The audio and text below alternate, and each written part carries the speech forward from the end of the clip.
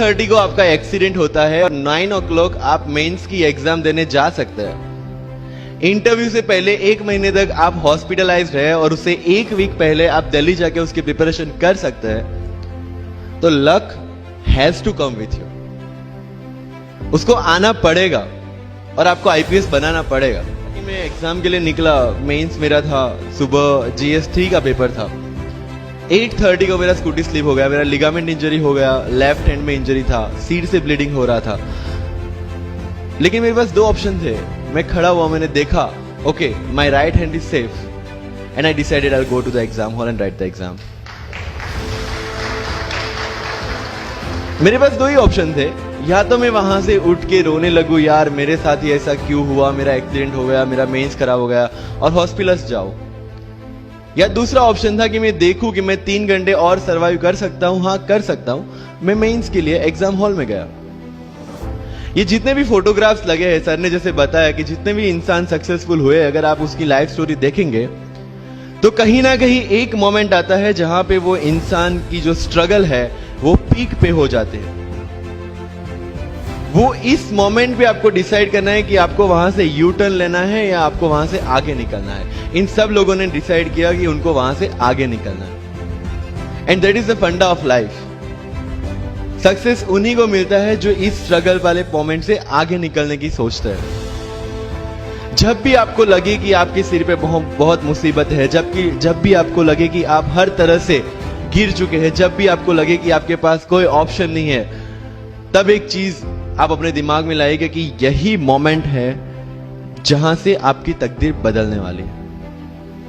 क्योंकि डायमंड जो होता है वो जितना ज्यादा घिसता है उतनी ज्यादा उसकी वैल्यू होती है। सोना जो होता है वो जितना ज्यादा तपता है उतनी उसकी वैल्यू होती है। अगर आप जिंदगी में तप रहे हैं, अगर आप जिंदगी में घिस रहे हैं, अगर आपको लग रहा है कि आप हर तरह से मुसीबतों में गिरे हुए हैं, तभी आपकी जो वैल्यू है वो बढ़ने वाली है।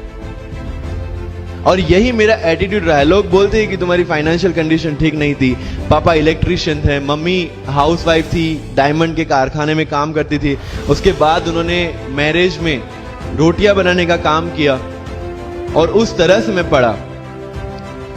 लेकिन जब मुझे पूछा जाता है कि ऐसी कौन सी चीज है आपकी लाइफ में जो आप बदलना चाहते हो, and I said nothing.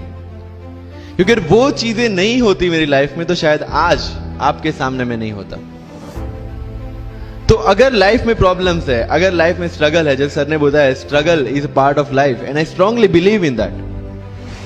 Bharat वर्ष का सपना चंद्रगुप्त ने देखा, चाणक्य ने देखा, और उस भारत वर्ष को बनाने के लिए जब ये संघर्ष जारी था और तब राजा धनानंद की डॉटर दुर्धरा से चंद्रगुप्त को प्यार हो जाता है, और जब चाणक्य उनको बोलते कि नहीं तुम्हें उससे दूर रहना है, तब चंद्रगुप्त बोलता है आचार्य कभी कभी सोचता हूं कि जिंदगी में या ये भारत के सम्राट बनने के लिए इतना त्याग, इतना बलिदान ना देना होता तो।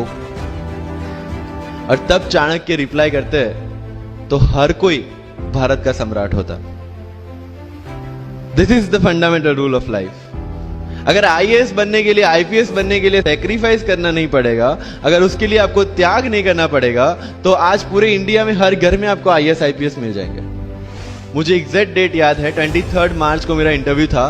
20 फरवरी को मुझे हॉस्पिटल में एडमिट किया गया क्योंकि मुझे इन्फेक्शन हो गया था बॉडी में एंड बहुत हाई फीवर था, तो आईवी के अलावा कोई ऑप्शन नहीं था।